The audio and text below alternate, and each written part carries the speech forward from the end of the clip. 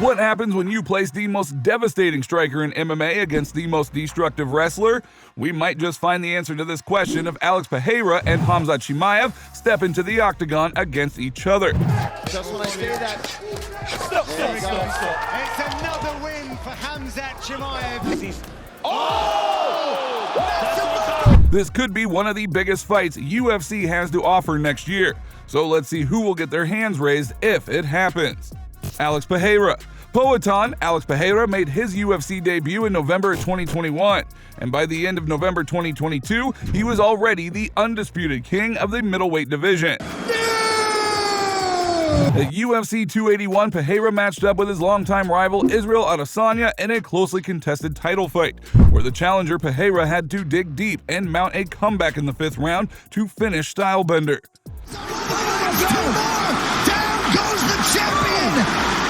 Not only did he become the champ, but he also happens to be the second most least experienced UFC champion of all time after Brock Lesnar.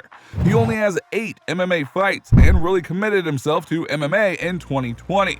But in terms of fighting experience, Pereira is a veteran. His kickboxing record stands at 33-7 with 21 knockout wins, including knocking out Adesanya in devastating fashion when the two of them were in the kickboxing circuit. He is the only man to hold 2 different weight class titles in glory at the same time, and now has a legitimate claim of being the best striker in MMA. However, MMA is more than stand-up. Grappling is a large and vital part of the game, and the person who might have the claim to the grappling title could very well be Boers, Khamzat Chimaev. Now, if it was up to Chimaev, he would have already fought for the UFC title in multiple weight divisions, despite only making his UFC debut in 2020. He entered the organization with a 6-0 record. In just 2 weeks, he added 2 more wins as he broke the UFC record for the quickest turnaround between wins. In just 10 days with the UFC, he had already established himself as one of the scariest guys in the game. Since then, he has racked up win after win, with almost all of them coming in the very first round.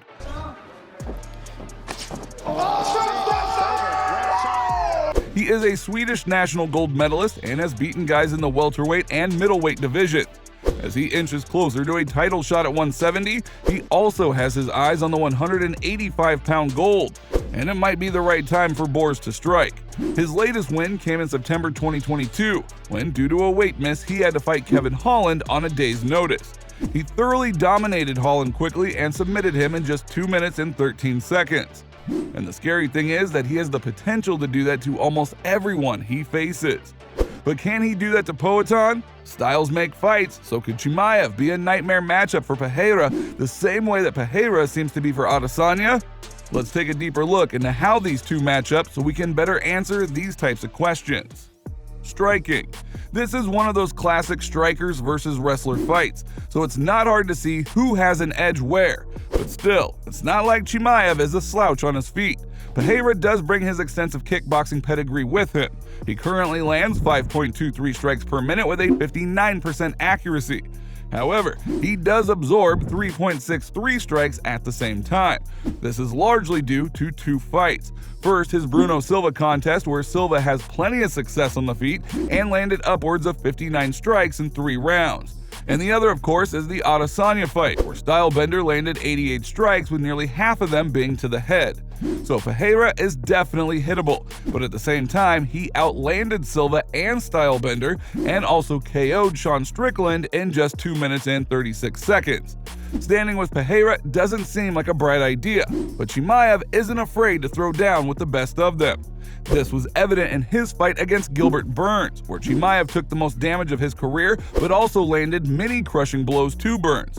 Chimaev has greater strikes landed per minute ratio than Pereira, largely thanks to his unrelenting ground and pound. But when he is on his feet, he absorbs nearly 4 strikes per minute, which is far too many if those strikes are coming from someone like Pereira. But the real question is, how long will this fight stay standing? And can Pereira intercept Chimaev's takedowns with a knee or another strike? Because the stand-up edge clearly goes to Pereira, but he might not be on his feet long enough to use his striking. Grappling. Chimaev has one of the highest takedown rates in the UFC with nearly 4 takedowns per 15 minutes. And the reality is that he only needs 1 takedown to keep you on the ground. This was true against Li Jingliang and Rhys McKee. On top of that, he goes for 3.5 submission attempts per 15 minutes. That is extremely high compared to the UFC average of 0.56. When you take in these factors, you truly see how dominant Chimaev is with his grappling. He has a takedown accuracy of 57%, and what's even more impressive is the speed of his takedowns. His entry shots are lightning fast, which is a big reason why his opponents have a hard time stomping them, because before they know it, Chimaev has his hands locked and is in a position to trip them, slam them, or take them down.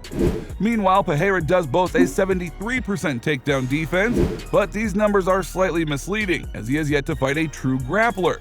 And still, 2 of his opponents have taken him down twice in their fight. While in his last contest, kickboxing star Stylebender even managed a trip takedown, followed by nearly a whole round of control. So if someone like Chimaev had that much ground control, it's hard to see Pereira making it out of the round. So there is no doubt that Chimaev will have a significant grappling advantage if he were to fight Pereira. But Pereira also has a lot of room for improvement and possesses some extremely dangerous knees, along with his great timing that could be deadly if Chimaev comes in with a sloppy shot. X Factor. For Alex Pereira, the obvious X factor might be takedown defense, but realistically, there isn't any amount of training he can do to bridge the grappling gap between him and Chimaev.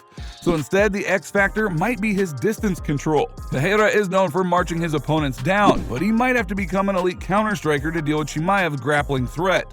While for Chimaev, the X factor could be his mindset. In the past, Chimaev has allowed his ego and pride to take over, and has gone against his team's game plan.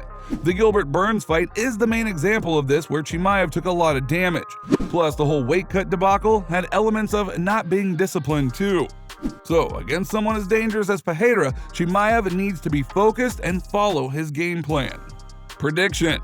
There are no official fight odds out as of right now, but if there were, we would imagine Chimaev would be the slight favorite because of his grappling ability. The reality is, for decades, we've seen striker versus grappler matchups, and more often than not, the grappler gets the fight to the ground and submits the striker.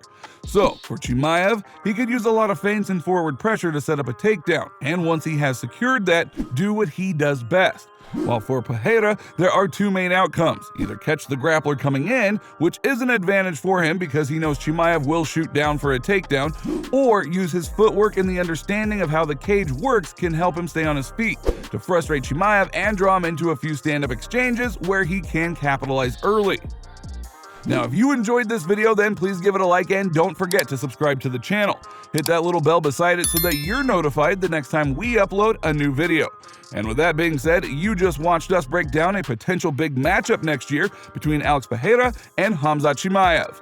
We'll see you next time.